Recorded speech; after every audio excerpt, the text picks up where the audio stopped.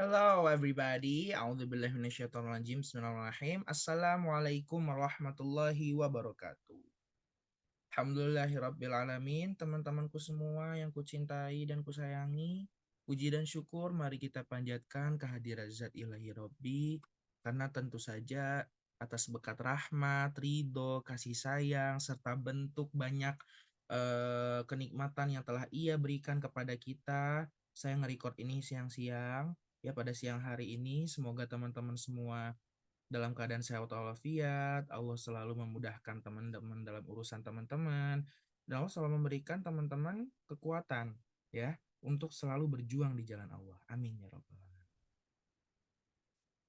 Salawat, salam, serta segala pujian mari kita curah limpahkan juga pada Rasul kita, baginda kita, Habibana wa Nabiyana Muhammad Sallallahu Alaihi Wasallam yang Allah rahmati. Semoga salam tersebut sampai kepada keluarganya, sahabatnya, tabi-tabiinnya, dan semoga sampai juga kepada kita selaku umatnya hingga akhir zaman kelak. Amin ya robbal alamin. Teman-teman semua, sebelumnya mohon maaf ya Mas Uwi, beberapa waktu yang lalu tidak bisa mengajar dulu karena ada satu perihal ya yang dilaksanakan secara mendadak dan kegiatannya mulai dari pagi, jadi harus sudah siap-siap ya dari pagi. Tapi nggak apa-apa, insya Allah teman-teman selalu bisa ya untuk mengerti. Kemudian untuk hari ini teman-teman, saya sebenarnya ingin membahas salah satu apa namanya halakoh atau ilmu tazkiyatun nafs ya yang ingin saya sampaikan. Tapi saya aware dulu nih, war, warn, warren, warren. Saya Warren, nggak tahu bahasa Inggrisnya apa. Saya Warren, nggak. Saya mau memperingati teman-teman dulu, pahami dulu bagian video saya sebelumnya yang terkait taubat ya teman-teman. Saya kan sudah pernah ya ngirim video terkait taubat gitu. Oke, teman-teman tahu kan ini apa? Ya, this is Quran. Ini adalah Al-Quran, kitab suci kita semua, kitab suci umat Islam.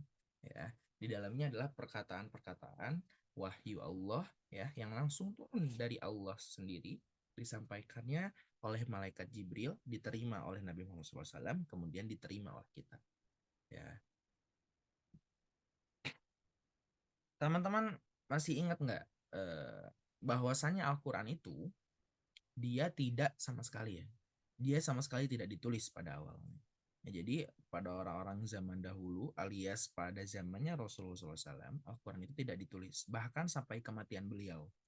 Berarti setelah Nabi Muhammad meninggal, khalifah diganti oleh siapa? Abu Bakar As-Siddiq. Ya, Abu Bakar As-Siddiq radhiyallahu anhu. Semoga Allah meridai beliau. Berarti Al-Quran dulu gak ada tulisannya dong mas? Yes, Al-Quran itu gak ada tulisannya dulu. Al-Quran tidak ditulis, dan Al-Quran tidak diabadikan. Bahkan pada suatu ketika, ya, suatu saat itu, apa namanya, satu-satunya tempat untuk menyimpan Al-Quran, ya pada saat itu, hanyalah pikiran dan hafalan ya dari para sahabat dan orang-orang mujahidin, ya dari orang-orang yang membela agama Islam, berperang dalam agama Allah. Jadi hafalan Quran itu satu-satunya cara untuk menyimpan Al-Quran. Agak serem ya kalau dipikir-pikir. Maksudnya jadi orang dulu-dulu itu benar-benar sekuat itu. Yes. Orang dulu-dulu tuh sekuat itu. Kenapa? Mereka itu adalah orang-orang yang langsung didoakan oleh Rasulullah SAW. Ya. Kayak Abu Hurairah itu beliau hafal lebih dari 1 juta hadis. Ya. Itu karena beliau langsung didoakan oleh Rasulullah SAW. Abu Hurairah itu dan Zaid bin Thabit ya. Zaid bin Thabit itu salah satu sahabat Nabi yang luar biasa. Beliau itu belajar bahasa Persia yang Ibrani ya, bahasa Ibrani alias bahasa Persia yang belum pernah diketahui sama sekali, itu cuma seminggu langsung bisa menguasai bahasa Persia. Nah, bayangin. Jadi belajarnya sekuat apa gitu ya. Memang kuat banget belajarnya, ditambah mereka itu mendapatkan kelebihan tersendiri gitu. Pertama udah didoain Rasulullah gitu ya. Dan langsung berjuang dengan Rasulullah gitu. Di umur mereka 14 tahun itu sudah bisa menguasai 3 bahasa, yang 3 bahasa itu dikuasainya dalam waktu 3 minggu saja, seminggu sewang. Kalau nggak salah yang paling lama itu bahasa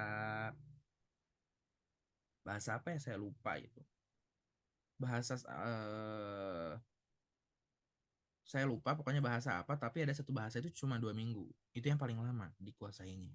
Ya, dan mereka bisa melaksanakan hal itu. Jadi mereka bisa menafsirkan kitab-kitab lain yang sebelumnya apa namanya berbahasa yang mereka tidak mengerti. Nah, Al-Quran, teman-teman sekalian, itu langsung berbahasa Arab karena memang turunnya di Arab. Kenapa? Karena memang tujuan Al-Quran pada saat itu, dia itu untuk mendakwahi kaum-kaum yang ada di Jazirah Arab, ya. Jazirah Arab, terutama di kaum Quraisy itu sendiri, teman-teman semua, yang ada di Mekah.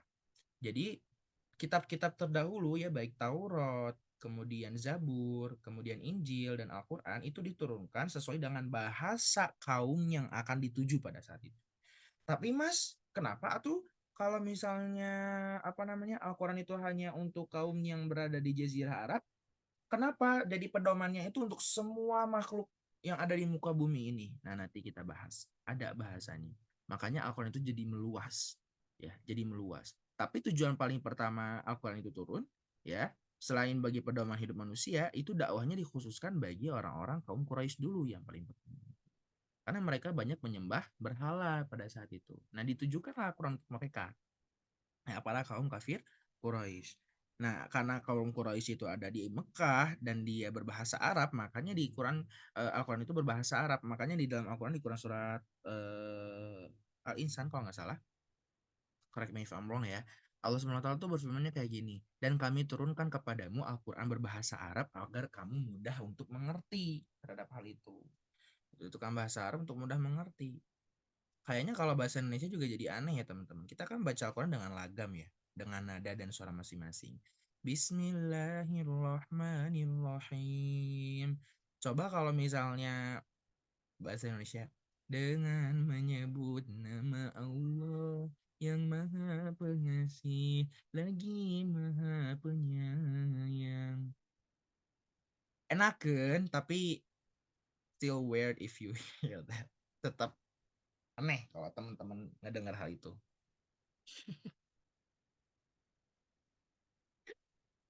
Jadi nggak usah dibayangin kenapa Al-Quran itu nggak berbahasa Inggris yang universal language gitu ya, atau bahasa kita sendiri di Indonesia, nggak usah dibayangin dan nggak usah mikir juga kenapa gitu ya. Tapi pokoknya yang penting alasannya karena memang Al-Quran itu pertama kalinya ditujukan bagi kaum Quraisy itu, kaum Quraisy berbahasa Arab. Nah, Al-Quran turun dengan bahasa Arab. Ya. Kemudian teman-teman semua, pada saat itu Al-Quran really not writing at all. Tidak pernah ditulis sama sekali. Tidak pernah ada yang nulis, tidak pernah ditulis, tidak pernah ada yang mengabadikan tersebut kecuali dalam beberapa momen. Beberapa momen seperti apa? Umar bin Khattab itu masuk Islam pertamanya ketika dia mau membunuh Rasulullah SAW. Dia mengeluarkan pedangnya ya. Kemudian dia bertemu dengan adiknya. Adiknya itu ternyata adiknya sudah masuk Islam dan adiknya itu ingin menghafal Al-Quran atau ingin mempelajari Al-Quran kalau nggak salah, diberilah tulisan Al-Quran itu untuk pertama kalinya di pelepah kurma. Umar bin Khattab itu ngelihat, kamu ngapain gitu kan ya. Umar bin Khattab kan ngamukan ya orangnya. Kamu ngapain gitu bawa-bawa ini, cina dibaca di Quran surat Al-Furqan. Ya kalau nggak salah, di Quran surat Al-Furqan dibaca langsung Umar bin Khattab nangis. Nangis kemudian bertemu Rasul, pengen masuk Islam. Kayak gitu ya teman-teman semua. Nah, Al-Quran pada awalnya tidak pernah ditulis. Ketika Rasulullah SAW wafat dan zamannya Abu Bakar Ash-Shiddiq, mohon maaf, ketika Abu Bakar Ash-Shiddiq memimpin sebagai khalifah, Al-Quran yang datangnya dari ingatan dan hafalan para sahabat Nabi ya, itu tiba-tiba banyak menghilang. Kenapa? Apakah hafalannya menghilang, mereka melemah gitu hafalannya atau gimana teman-teman? Kalau ada yang tahu. Al-Quran itu menghilang karena menghilangnya juga raga dari orang-orang yang menghafalnya. Alias orang-orang itu pada meninggal. Kenapa? Pada saat itu ada salah satu perang, ya, perang di zamannya Abu Bakar Ash-Shiddiq, dan perang ini membunuh kurang lebih 80, 75 sampai 80 penghafal Al-Quran. Ya, pada saat itu sekitar 80-an penghafal Al-Quran itu meninggal. Islam tidak sejaya saat ini ya, ya tidak jaya-jaya juga saat ini gitu ya. Tidak sebanyak, mohon maaf, mungkin tidak sebanyak penduduk dan populasinya pada hari ini. yang 1 miliar orang di dunia ini, di muka bumi ini beragama Islam ya. Sedangkan di zamannya Abu Bakar Asyidik itu kan masih tetap dalam perjalanan pengembangan Islam ya. Dan Al-Quran itu hanya datang dari hafalan saja. Hanya dari hafalan saja ya teman-teman semua. Makanya Al-Quran pada zaman itu sulit untuk diabadikan.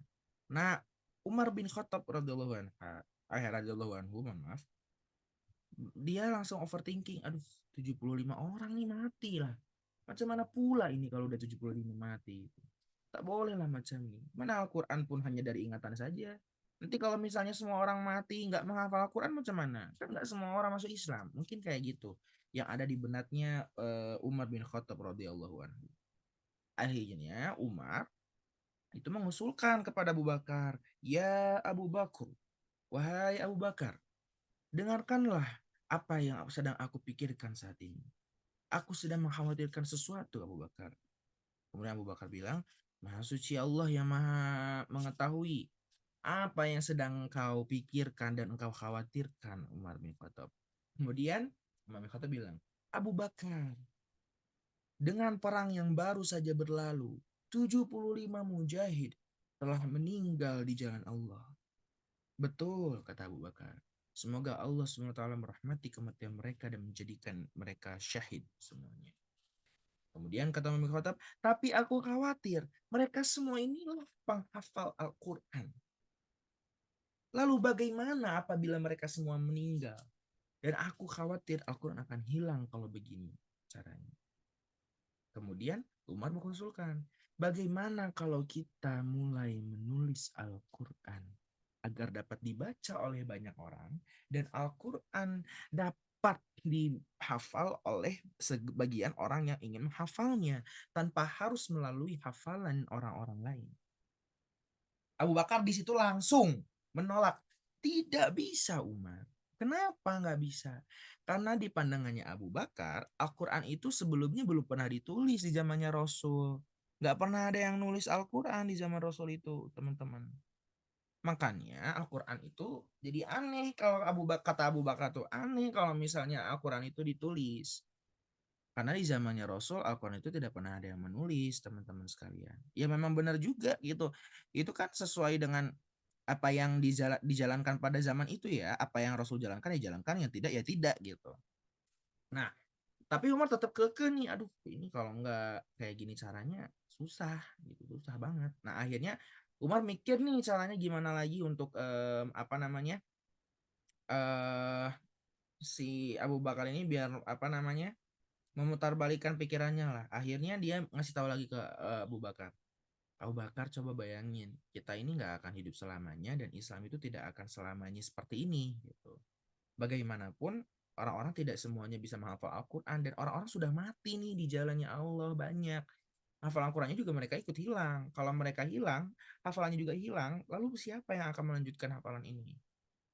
Akhirnya Abu Bakar Ashidik mulai terenyuh kayak ya udahlah gitu. Memang benar juga kata Umar bin Khattab gitu. Akhirnya Abu Bakar Ashidik menugaskan Umar bin Khattab untuk menjalankan misi menulis Al-Quran. Umar bin Khattab menurunkan misi tersebut kepada sosok yang paling pintar pada saat itu menurut Umar bin Khattab. Siapa yang ditunjuk? Zaid bin Thabit, sahabat Rasul yang masih muda yang dulunya menjadi sekretaris Rasul. Jadi dulu Rasul itu punya sekretaris yang paling banyak nulis dan yang paling banyak membantu Rasul dalam hal administrasian. Jangan salah, dari zaman Rasul itu sudah ada zaman administrasi seperti itu. Ada yang pandai menulis. Rasul itu kan tidak pandai menulis dan membaca. Zaid bin Thabit adalah sosok yang paling banyak membantu Rasul dalam hal ini. Dialah sekretaris Rasul. Akhirnya Umar bin Khattab mempercayakan kepada Zaid bin Thabit ya terkait apa namanya bentuk hafalan Al-Quran tersebut ya bentuk hafalan Quran tersebut. Kemudian Umar bin Khattab ingin agar Zaid bin Thabit setelah hafalan Quran itu dikumpulkan melalui hafalan-hafalan para mujahid, hafalan-hafalan para orang-orang yang mempelajari Al-Quran pada zamannya Rasul masih ada, ditulis. Pengen sama Umar bin Khattab tulis ya Zaid bin Thabit gitu, kata Zaid bin Thabit, oke siap, aku jalankan misi dan tugas ini. Jadi semua Al-Quran yang kita baca ini pahalanya ngalir ke Zaid bin Thabit ya. Bayang nggak setinggi apa kedudukan beliau di surga kelak? Semoga kita dipertemukan ya oleh sahabat Rasul dan Rasul yang juga. Amin ya rabbal alamin. Kemudian Zaid bin Thabit akhirnya mengumpulkan dulu hafalan Al-Qur'annya dan menyusunnya. Jadi susun dulu. Nah, dari menurut si penghafal Quran A, surat pertama teh Al-Fatihah. Tapi dari penghafal Quran B, tahu aku mah yang paling pertama teh ini itu. Nah, beda-beda. Karena kan Al-Quran itu hanya bersepuluh hafalan saja. Akhirnya dia mengumpulkan pelepah kurma yang sangat banyak dan mulai menyusunnya satu persatu sesuai dengan bagaimana turunnya Al-Quran itu. Jadi ya Al-Quran turun itu turunnya kayak gimana dulu gitu. Yang pertama itu yang paling muncul itu kan di Al-Fatihah beres suratnya. Tapi ayat paling pertama apa? Al-Alaq. Al-Alaq di surat berapa? 90-an. Kemudian Zaid bin Sabit, oke, ngumpulin dulu satu-satu. Surat yang paling lengkap paling pertama apa? Al-Fatihah. Dilengkapi dulu Al-Fatihah. Kemudian ayat yang paling muncul kedua setelah Al-Alaq apa? Al-Muzammil. Dikumpulkan lagi ada Muzammil, dikumpulkan lagi satu-satu. Itu liar banget, sumpah. Akhirnya Zaid bin Sabit dapat mengumpulkan Al-Quran, menulis Al-Quran itu step by step, kemudian mengumpulkannya sesuai dengan surat-surat yang telah ada. Dan jadilah Quran itu mulai dulu awalnya per suhuf, per lembar, belum berbentuk kitab-kitab. Ya, per lembar-lembar dulu gitu ya sama Zaid ditulis, kemudian apa namanya diperhatikan sama Zaid bagaimana penulisannya. Nah, dulu Al-Quran itu bentuknya Arab gundul ya, jelas, sangat jelas. Ya, Al-Quran itu hanya bentuk Arab gundulnya saja gitu. Jadi ya yang memahaminya hanya bisa membacanya saja gitu pada saat itu Zaid bin Sabit. Nah, untuk kelanjutannya teman-teman semua, Al-Quran ini pada akhirnya selesai ditulis oleh Zaid bin Sabit dan diabadikan. Quran paling pertama itu ada di tangannya Abu Bakar Asy-Siddiq. Abu Bakar, inilah Al-Quran yang telah aku tulis dengan mengumpulkan hafalan dari para mujahid dan orang-orang yang menuntut ilmu bersama Rasul. Kemudian diambil Al-Quran oleh Abu Bakar Asy-Siddiq, ya teman-teman sekalian. Kemudian disimpan Al-Quran itu baik-baik sampai hari ini yang Anda baca. Ya, itu sedikit cerita tentang Al-Quran. Kita akan melanjutkannya kalau Anda sudah memahami tentang bagian taubat tadi. Kenapa nanti ada hubungannya? Ya. Mungkin itu saja ya pertemuan untuk kita pada siang hari ini. Silakan teman-teman kalau misalnya mau tanya juga nanti tanyain. Saya akan membahas lanjut nanti di hari Jumat ya, setelah mendengarkan hafalan Anda. Bereskan hafalannya, baca Al-Quran jangan lupa, dan kuatkan niat hati di dalam diri teman-teman masing-masing. Ditutup pertemuan pada siang hari ini dengan membaca doa kifaratul majlis. Istighfar dulu 3 kali semoga dosa-dosa kita. Astagfirullahaladzim, astagfirullahaladzim, astagfirullahaladzim. Doa kifaratul majlis. Subhanakallahumma bihamdika. Asyhadu an la ilaha illa anta astaghfiruka wa atubu ilaik. Dan alhamdulillah, alhamdulillah alamin. Billahi taufiq hidayah. Assalamualaikum warahmatullahi wabarakatuh.